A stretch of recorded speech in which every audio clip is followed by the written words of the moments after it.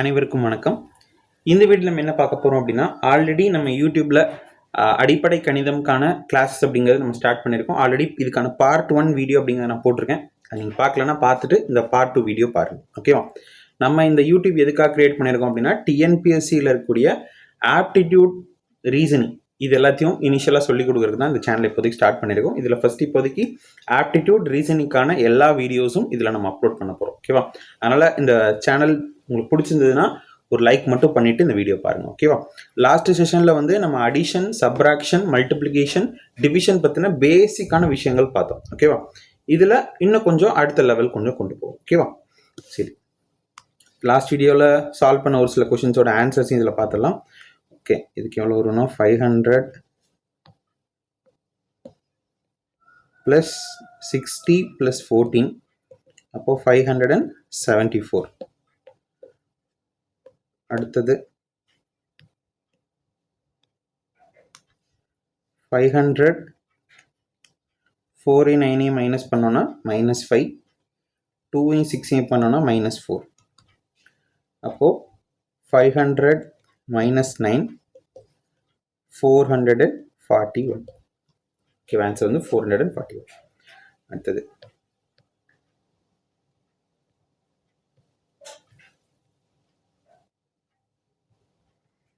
டிவிஷனில் ஒரு சில சம் சொல்லியிருந்தேன். 246 / 5. அப்போ இது என்ன பண்ணுவோம்? டபுள் பண்ணுவோம். அப்படியே டபுள் பண்ணோன்னா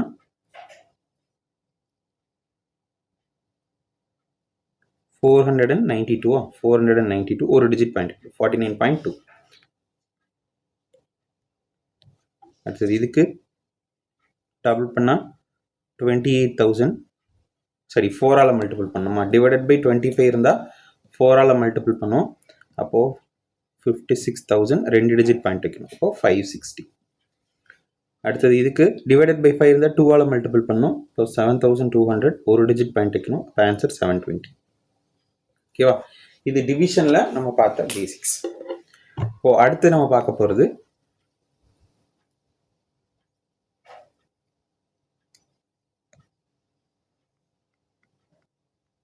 ஃப்ராக்ஷன்ஸ், அதாவது பின்னங்கள். இதில் அடிஷன், சப்ராக்ஷன் எப்படி பண்ணணும் அப்படின்னு சொல்லி பார்ப்போம். பின்னம் அப்படின்னால என்னது? ஃப்ராக்ஷன்ஸ் ஒரு PYQ ஃபார்மேட்டில் இருக்கும். ஓகேவா? PYQ அப்படின்னா மேலே இருக்கிறத நியூமரேட்டர் அப்படின்னு சொல்லுவோம், கீழே இருக்கிறத டினாமினேட்டர் அப்படின்னு சொல்லுவோம். ஓகே, தமிழில் பகுதி, விகுதி அப்படின்னு சொல்லுவோம். ஓகேவா? இப்போ இது மாதிரி மேலே ஒரு வேல்யூ, கீழே ஒரு வேல்யூ இருந்துச்சுனாலே அதுக்கு பேர் என்னது? ஒரு பின்னம், ஃப்ராக்ஷன் அப்படின்னு சொல்லுவோம். அப்போது இந்த மாதிரி இருக்க ஒரு ஃப்ராக்ஷன், நார்மல் ஃப்ராக்ஷன் இருக்குது. இது கூட இன்னொரு ஃப்ராக்ஷன் எடுத்து ப்ளஸ் பண்ணுறேன். இப்போ என்ன பண்ணணும் அப்படின்னா, எப்போவுமே ஃப்ராக்ஷன்ஸை ப்ளஸ் பண்ணும்போது கீழே இருக்க நம்பர் என்னன்னு பார்க்கணும். கீழே இருக்க நம்பரை பார்க்கும்போது அது ஒரே மாதிரி இருந்துச்சுன்னா அப்படி என்ன பண்ணிக்கலாம்? ப்ளஸ் பண்ணிக்கலாம். 1 + 3, கீழே என்ன நம்பர் இருந்துச்சு? 2. அப்போ 4/2ன்னு போட்டுக்கலாம். ஓகேவா? அடுத்தது 1/7 + 6/7 இருக்குது. அப்போ என்ன பண்ணிக்கலாம்னா, கீழே சேமாக இருந்தால் அந்த நம்பர் அப்படியே போட்டுட்டு மேலே ப்ளஸ் இருந்தால் அப்படியே ப்ளஸ் பண்ணிக்கலாம். இப்போ 13/15 - 2/15 அப்படின்னு இருக்குது. இப்போ இங்கே சப்ராக்ஷன் இருக்குது. இந்த சப்ராக்ஷன் வந்தாலும் அதே தான். கீழே என்ன நம்பர் இருக்குன்னு பார்க்கணும். 15 இருக்குது, ரெண்டுலேயுமே மைனஸ் இருக்கனால 13 - 2, 11/15. இதுதான் இதோட ஆன்சராக இருக்கும். ஓகேவா? அப்போ ப்ளஸ்ஸாக இருந்தாலும் சரி, மைனஸாக இருந்தாலும் சரி, கீழே இருக்க நம்பர் சேமாக இருந்தால் டேரெக்டாக ப்ளஸ் பண்ணிக்கலாம், டேரெக்டாக மைனஸ் பண்ணிக்கலாம். ஓகேவா? இப்போது இப்படி இருக்குது. இப்போது கீழே இருக்க நம்பரை செக் பண்ணணும். செக் பண்ண எப்படி இருக்குது? டிஃப்ரெண்ட்டாக இருக்குது. டிஃப்ரெண்ட்டாக இருந்தால் அடுத்து என்ன பார்க்கணும் அப்படின்னா, ஒரு நம்பரை மல்டிபிள் பண்ணால் இன்னொரு நம்பர் வருமா அப்படின்னு பார்க்கணும். இந்த 4 கூட இன்னொரு 4 மல்டிபிள் பண்ணால் எனக்கு என்ன கிடைக்கும்? 16 கிடைக்கும். ஓகே, அப்போ இந்த நம்பர் கூட 4 மல்டிபிள் பண்ணால் எனக்கு இந்த நம்பர் வருது. இந்த மாதிரி ஃபார்மேட்டில் இருக்கான்னு பார்க்கணும். இதெல்லாம் மைண்ட்லேயே நம்ம யோசிக்கணும். ஓகேவா? இந்த நம்பர் கூட ஏதோ ஒரு நம்பரை மல்டிபிள் பண்ணால் திரும்ப இந்த நம்பர் கிடைக்குதா அப்படின்னு பார்க்கணும். அப்போ 4ஆல் மல்டிபிள் பண்ணால் கிடைக்குது. அதையவே மேலேயும் மல்டிபிள் பண்ணிக்கோங்க. இப்போ என்ன ஆகிடும்? 4/16 + 1/16. இப்போ சேம் ஆகிடுச்சா? அப்போ 5/16 போட்டுக்கலாம். ஓகேவா? இப்போ 1/8 ப்ளஸ் 1/32ன்னு இருக்குது. அப்போது இந்த 8 கூட என்னால் 4 மல்டிபிள் பண்ண இந்த 32 கொண்டு வந்துடலாம். அப்போ இங்கேயும் நான் என்ன பண்ணிடலாம், 4 மல்டிபிள் பண்ணிடலாம். அப்போ என்ன ஆகும்னா மேலே 1ஆல் பெருக்கும் போது 4 ஆகிடும், கீழே 4ஆல் பெருக்கும் போது 32 ஆகிடும். இங்கே அப்படி இருக்கும் 1/32. அப்போ இது ரெண்டையும் ப்ளஸ் பண்ணால் 5/32ன்னு வந்துடும். ஓகேவா? அப்போது கீழே டிஃப்ரெண்ட்டாக இருந்தால் எப்படி பண்ணணும், சேமாக இருந்தால் எப்படி பண்ணணும்னு பார்த்தோம். அதுலேயுமே இப்போ ஒரு கண்டிஷன் பார்த்துருக்கோம். என்ன கண்டிஷன்? அது 1 மல்டிபிள் பண்ணால் இன்னொரு வேல்யூ வரணும். இன்கேஸ் அந்த மாடல் இல்லை, இப்போ 1/2 ப்ளஸ் 1/3ன்னு இருக்குது. ஓகேவா? இந்த இப்போ போடுற மெத்தட் தான் எந்த ஃப்ராக்ஷன் இருந்தாலும் யூஸ் பண்ணலாம். கண்டிஷன்ஸ்லாம் எதுவுமே பார்க்க தேவையில்ல, டேரெக்டாக நீங்கள் யூஸ் பண்ண ஆரம்பிச்சிடலாம். இங்கே பாருங்கள், ஃபஸ்ட்டு கண்டிஷன் மாதிரி கீழே இருக்க நம்பர் சேமாக இல்லை. ரெண்டாவது கண்டிஷன் மாதிரி 1 மல்டிபிள் பண்ணி இன்னொன்று கொண்டு வர முடியல. அப்போ இந்த மாதிரி வரும்போது என்ன பண்ணணும்னா அப்படியே கிராஸாக மல்டிபிள் பண்ணிக்கணும். இந்த 3 எடுத்து இந்த 1 கூடயும்,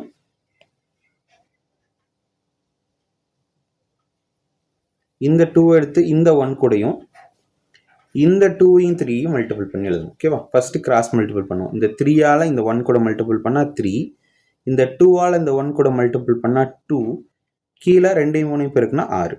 ஓகே, 5/6. ஓகேவா? அப்படியே கிராஸாக பண்ணி எழுதிடணும். இப்போ 1/5 ப்ளஸ் 1/7 இருக்குது. அப்போ என்ன பண்ணணும், ஃபஸ்ட்டு 7 இங்கே 1ஐயும் மல்டிபிள் பண்ணோன்னா 7, அடுத்து 1ஐயும் 5ஐயும் மல்டிபிள் பண்ணோன்னா 5, அடுத்து கீழே இருக்க 2ஐயும் மல்டிபிள் பண்ணோன்னா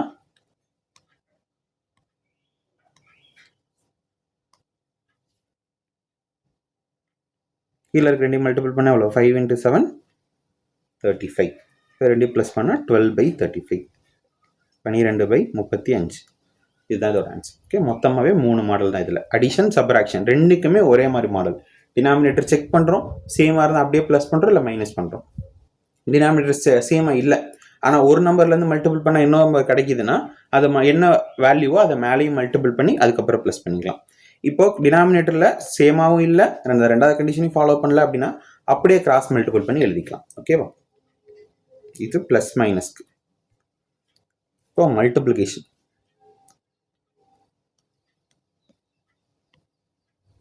ஒன் பை 4 இன்ட்டு 3/7 இப்படின்னு இருக்குது.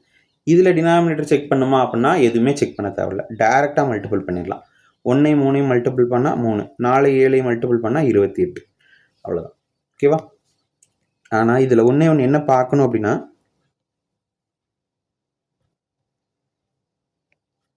இப்போது மேலே இருக்க வேல்யூவை நம்ம n வச்சுக்கலாம், கீழே இருக்க வேல்யூவை dன்னு வச்சுக்கலாம். இப்போது நம்ம என்ன பண்ணலாம் அப்படின்னா, ஒரே டேபிளில் வரக்கூடிய நம்பர்ஸை கேன்சல் பண்ணலாம். ஓகேவா? ஆனால் அது நியூமரேட்டர்லேருந்து டினாமினேட்டர் கூட மட்டும்தான் பண்ண முடியும். இது ரெண்டும் பண்ண முடியாது, இது ரெண்டும் பண்ண முடியாது. ஓகேவா? அதாவது நியூமரேட்டரையும் பண்ண முடியாது, டினாமினேட்டரையும் பண்ண முடியாது. மேலேருந்து கீழே, கீழேருந்து மேலே பண்ணலாம்.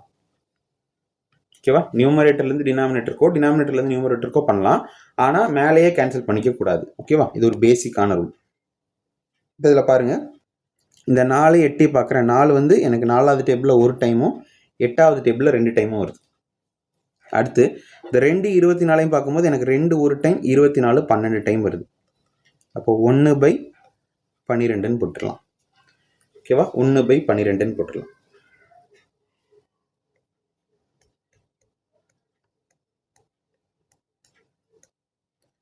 இப்போது எப்படி கேன்சல் பண்ணலான்னு பாருங்கள். 4ஐயும் 16ஐயும் கேன்சல் பண்ணலாம். 4 4வது டேபிளில் ஒரு டைம், 16 4 டைம். ஓகேவா? அடுத்து 32 ஒரு டைம், அதை டபுள் பண்ணால் 64. 2 ஒரு டைம், 4 2 டைம். ஓகேவா? நான் அப்போ நியூமரேட்டர் டினாமினேட்டர் இப்படி தான் கேன்சல் பண்ணுறேன். மிச்சம் இருக்கிறது எனக்கு என்ன, 1/2. இந்த 4ஐயும் 64ஐயும் சேர்த்த மாதிரி கேன்சல் பண்ணக்கூடாது, 16ஐயும் 32ஐயும் வச்சு கேன்சல் பண்ணக்கூடாது. மேலே கீழே தான் எப்பவுமே பார்க்கணும். ஓகேவா? மறுபடியும் ஒரு தடவை எப்படி கேன்சல் பண்ணுங்கிறத சொல்கிறேன், கவனிச்சுக்கோங்க புரியாதவங்க. ஓகேவா? 4வது டேபிளில் இது ஒரு டைம், இது 4 டைம். 64 32 இது ரெண்டையும் பார்க்கும்போது 32 ஒரு டைம், 64 2 டைம். அதுக்கப்புறம் 2வது டேபிளில் பார்க்கும்போது 2 ஒரு டைம், 4 வந்து 2 டைம். அவ்வளோதான். ஓகேவா? இந்த மாதிரி தான் கேன்சல் பண்ணியிருக்கோம். இது மாதிரி நீங்கள் என்ன பண்ணணும் அப்படின்னா ஒவ்வொரு ஸ்டெப்லையும் கேன்சல் பண்ணணும். இந்த கேன்சல் பண்ணுறது ரொம்ப ரொம்ப முக்கியம். நமக்கு கால்குலேஷனில் ஒரு சம்மை நீங்கள் சால்வ் பண்ணும்போது இந்த கேன்சல் பண்ணுற மெத்தட் உங்களுக்கு ரொம்ப யூஸ்ஃபுல்லாக இருக்கும். ஓகேவா? இப்போ அடுத்தது டிவிஷன்.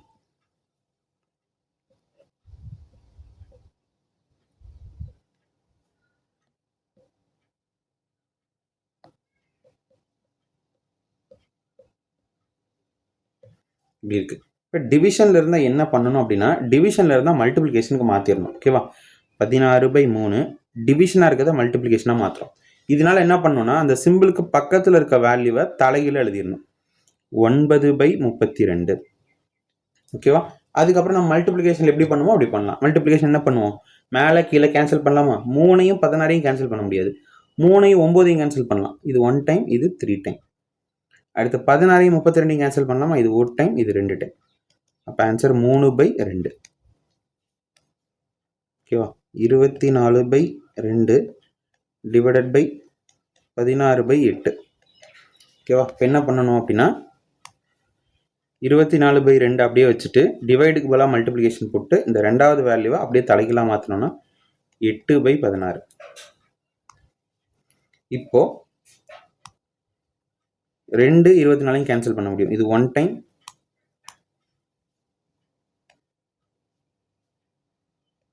இது 12 டைம்ஸ்.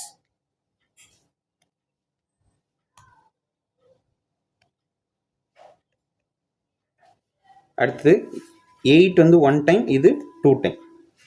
2 டேபிளில் 12 வந்து 6 டைம். அப்போ ரிமைனிங் எனக்கு ஆன்சர் 6. அவ்வளோதான். ஓகேவா? இந்த மாதிரி தான் நீங்கள் என்ன பண்ணணும், ஃப்ராக்ஷன்ஸில் அடிஷன்னா எப்படி பண்ணணும், சப்ராக்ஷன்னா எப்படி பண்ணணும், மல்டிப்ளிகேஷன்னா எப்படி பண்ணணும், டிவிஷன்னா எப்படி பண்ணணும் அப்படின்னு சொல்லிட்டு எல்லாத்தையுமே நம்ம இதில் பார்த்துருக்கோம். ஓகேவா? சரி, இப்போது ஒரு நம்பரை டிவைட் பண்ணும்போது ஃப்ராக்ஷனாக எழுதுறது எப்படி அப்படின்னு பார்ப்போம். இது நான் ஆல்ரெடி லாஸ்ட் கிளாஸில் ஒரு தடவை சொன்னேன், இருந்தாலுமே சொல்கிறேன்.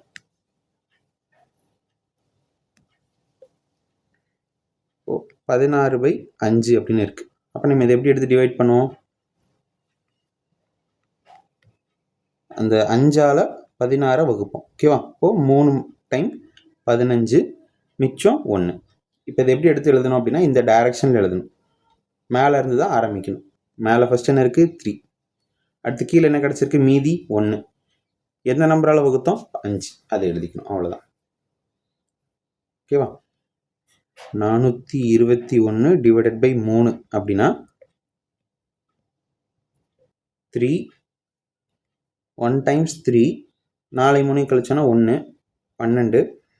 அடுத்து 4 டைம் 12, அடுத்து 1. இது இதை விட சின்ன நம்பராக இருக்குது. அப்போ ஒரு 0 போட்டு ஒரு பாயிண்ட் வச்சுக்கலாம். இப்போ 0 3 டைம்ஸ் 9 1 அப்படி போயிட்டே இருக்கும். அப்போ 1 இந்த இடத்துல நம்ம வேணால் பாயிண்ட் போக வேணாம்.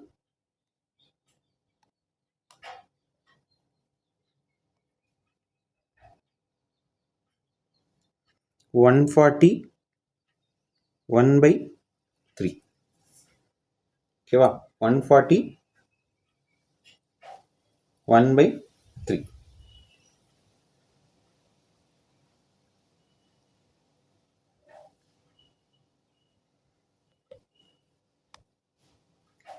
இப்போ கொஷினில் 4 3/5 கொடுத்துருக்காங்க. இது எப்படி ஒரு நார்மல் நம்பராக மாற்றுறதுன்னா, இது ரெண்டையும் மல்டிபிள் பண்ணணும்.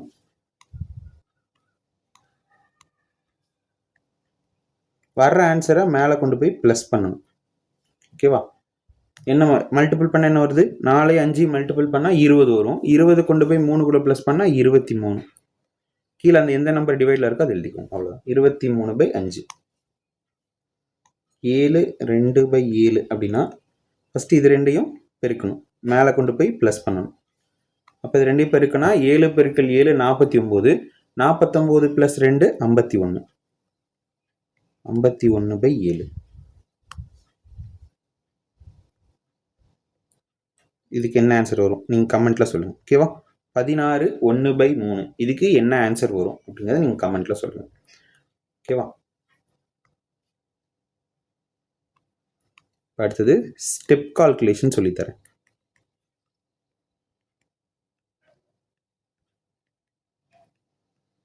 ரொம்ப ரொம்ப முக்கியம். சால்வ் பண்ணும்போது நிறைய பேர் இந்த இடத்துல தான் மிஸ்டேக் பண்ணுவாங்க. ஓகேவா? எக்ஸாம்பிளுக்கு x plus 2 equal to 3x plus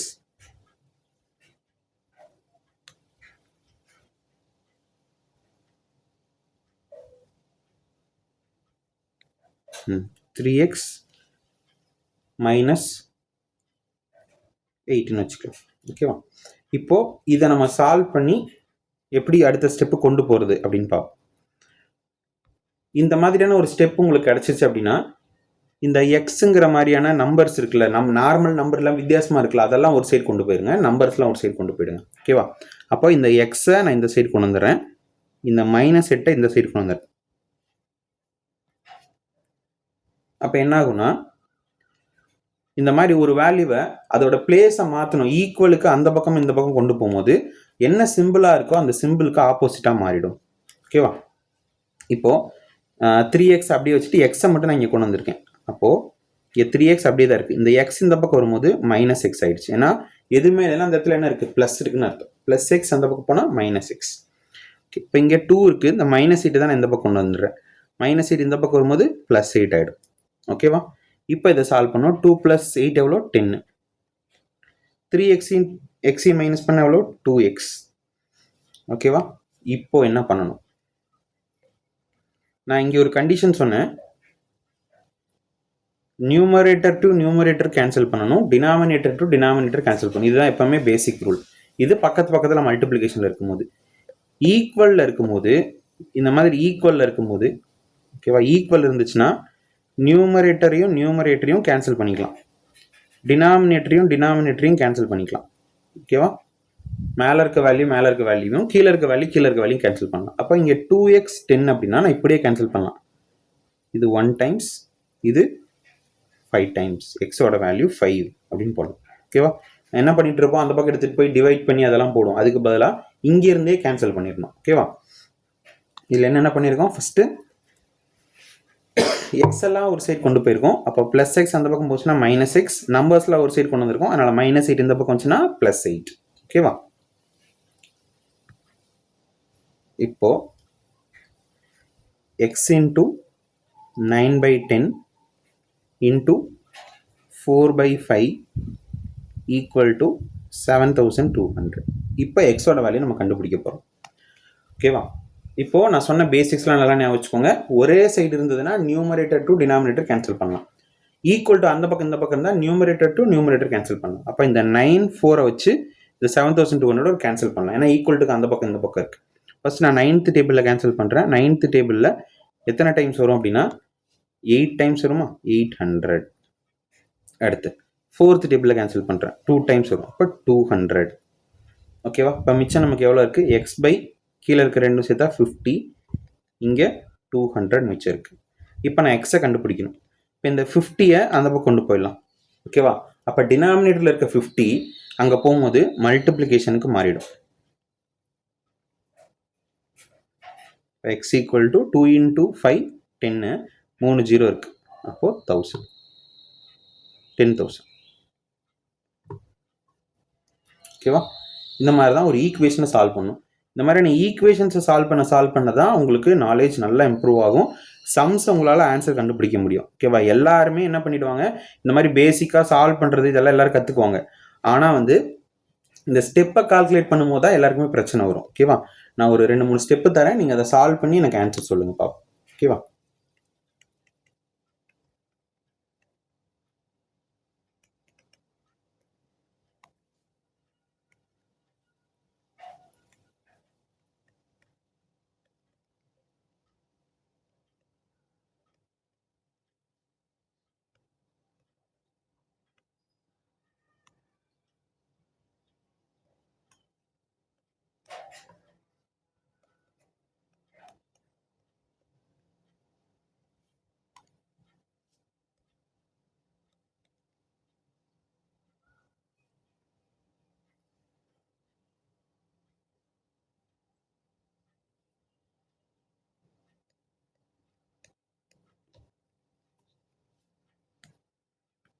இது ரெண்டுலேயுமே எக்ஸோட வேல்யூ என்ன வரும் அப்படிங்கிறத நீங்கள் கண்டுபிடிச்சு சொல்லுங்கள். ஓகேவா?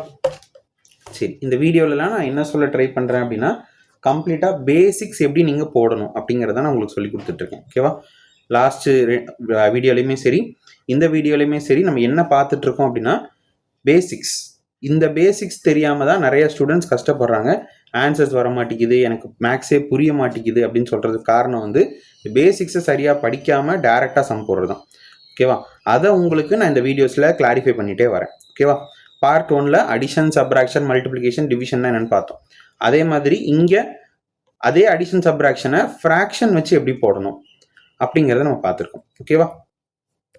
இந்த வீடியோஸ் பார்த்துட்டு நீங்கள் ஒரு லைக், அதுக்கப்புறம் உங்களுக்கு டைம் இருந்துச்சு அப்படின்னா கமெண்ட்டில் வந்து சொல்லுங்கள் இந்த வீடியோ எந்த அளவுக்கு யூஸ்ஃபுல்லாக இருக்குது, நெக்ஸ்ட் எந்த மாதிரியான வீடியோ ப்ரொவைட் பண்ணலாம் அப்படிங்கிறது எல்லாமே நீங்கள் சொல்லுங்கள். ஓகேவா?